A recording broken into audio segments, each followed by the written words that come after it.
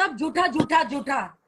भाई सारे सर्टिफिकेट आपने देखे हैं, सारे वीजा देखा है, सारे सर्टिफिकेट देखे आप। अरे बॉस देखो, आदिल या तो ये बात झुटला दे कि मैंने वो निकाहनामा साइन नहीं किया, मैंने उस राखी सावंत का आदिल खान के बारे में कहना है कि आदिल खान के खानदान में से आज तक कोई भी उम्रे में नहीं गया। क्या कहना था राखी सावंत का आदिल खान की फैमिली के बारे में आप बोलो ना सिर्फ। यार वो टाइटल है इसका नया, धोती में दो मोती। नहीं लेकिन ठीक है, वो बेचारा जितना फेम ले सकता है ले रहा है, जितना निचोड़ सकता है निचोड़ रहा है, लोगों को जितना पागल बना सकता है बना रहा है। कभी वो लेके आ जाता है कि मैंने सऊदी गवर्नमेंट को लिखा कि उसने उम्रा गलत किया, कभी वो लेके आ जाता है कि मैंने पुलिस को कंप्लेन किया। अरे ये वाहियात बातें हैं, सब झूठा झूठा झूठा। भाई सारे सर्टिफिकेट आपने देखे हैं, सारे वीजा देखा है, सारे सर्टिफिकेट देखे आप। अरे बॉस देखो, आदिल या तो ये बात झुटला दे कि मैंने वो निकाहनामा साइन नहीं किया, मैंने वो शादी नहीं की, वो झुटला तो सकता नहीं है। उसका वीडियो है तुम्हारे पास, उसके बाद काजी बैठे हुए हैं वहां पर। तो जब तुमने कलमा पढ़ लिया तभी निकाह किया, वरना हमारे यहाँ पे जितने भी दोस्त हैं वो जानते होंगे कि अगर आप निकाह कर रहे हैं मुस्लिम तौर तरीके से, तो अगर आप कलमा नहीं पढ़ेंगे तो निकाह काजी पढ़ा ही नहीं सकता, आपको पढ़ा ही नहीं सकता। ठीक है, तो जब आपने एक बार कलमा पढ़ लिया यानी कि आप मुसलमान हो गए। आप मुसलमान हो गए तो आपको पूरा अधिकार है वहां खाने काबा जाने का, कौन माइकल लाल रोक सकता है आपको। तो ये जो आदिल कर रहा है बचपना है भाई, जरा मुसलमानों को भड़का रहा है। ये भाई मुसलमानों धर्म के का साथ कोई सर्टिफिकेट तो नहीं होता ना भाई धर्म का कोई सर्टिफिकेट तो नहीं बनता। बिल्कुल, देखिए खाने काबा में आप जाने के लिए आप कलमा को होना चाहिए। आप वहां पे जो हरम होता है, हरम के बाहर बाउंड्री के खड़े होके आपने अगर वहां कलमा पढ़ लिया काजी सूर्य के सामने, और काजी ने आपका कलमा पढ़ के आपको बोल दिया कि ठीक है चलिए मुबारक हो आप मुसलमान, आप जा सकते हैं। तो ये जो हरकतें हो रही है ये सिर्फ और सिर्फ पब्लिसिटी हासिल। और क्या है ना बॉस, कुछ लोग मीडिया के ऐसे नासमझ हैं जिनको लॉ समझ में नहीं आता। वो बोलता है कि राखी सावंत का नाम वीजा में राखी सावंत है, वो बोलता है कि राखी सावंत का वीजा में हिंदू लिखा है। तो किधर हिंदू लिखा है, उसमें कोई कास्ट का लाइन ही नहीं होता। दूसरा वो बोलता है कि पासपोर्ट में राखी सावंत है, तो वो कैसी चली गई उम्रा में। अरे बकबख्त, अरे बददिमाग, अरे बदतमीज इंसान, तुझे मालूम नहीं कि कानून कहता है कि अगर मेरा नाम दिलीप कुमार है पासपोर्ट में या घनसॉल्विस है पासपोर्ट में और मेरे पास सर्टिफिकेट है कि मैं शादी करके मुसलमान हो गया हूं, तो जा सकता हूं। फिर भी इतनी बदतमीजी, इतनी जलील हरकतें ये कर रहा है, मुझे तो शर्म आती है इसके ऊपर। यार राखी, तुमने लाइफ में बहुत बड़ा मिस्टेक किया इस आदमी के साथ शादी करके। मैं याद है तुमको, मैंने पहले दिन कहा था जिम में कि राखी यो बड़ा मिस्टेक है, किसके साथ घूम रही है तुम।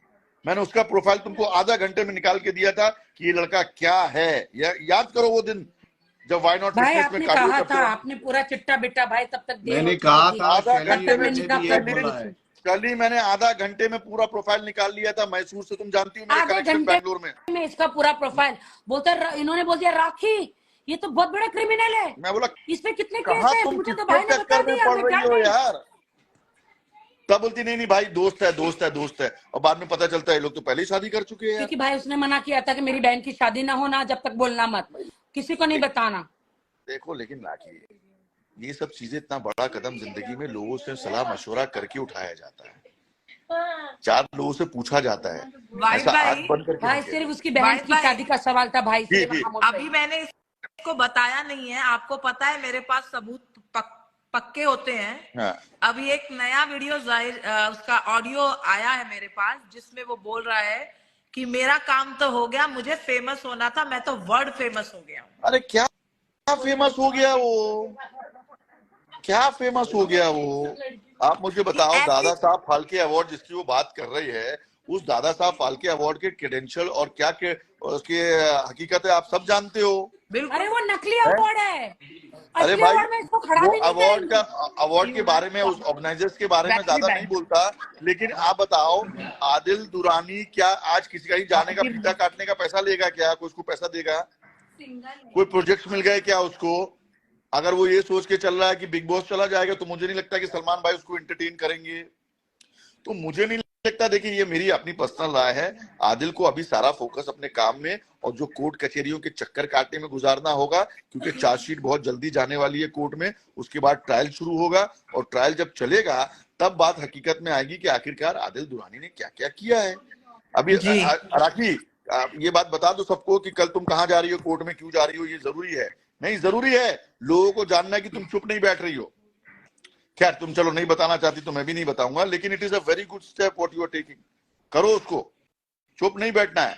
आज की तारीख में हम गांधी जी का जमाना नहीं है कि एक थप्पड़ मारा तो अपन चुप बैठ गए, दूसरा गाल बढ़ा दिया। नहीं, कोई एक आंख दिखाया तो उसकी आंख निकाल लो अगर वो नाजायज है तो। Eye for an eye, eye for an eye, let them make world blind, कोई प्रॉब्लम नहीं है। लेकिन मेरे कैरेक्टर पे, मेरे अकीदे पे, मेरे धर्म पे अगर कोई हमला करेगा तो चुप नहीं बैठने का बोल।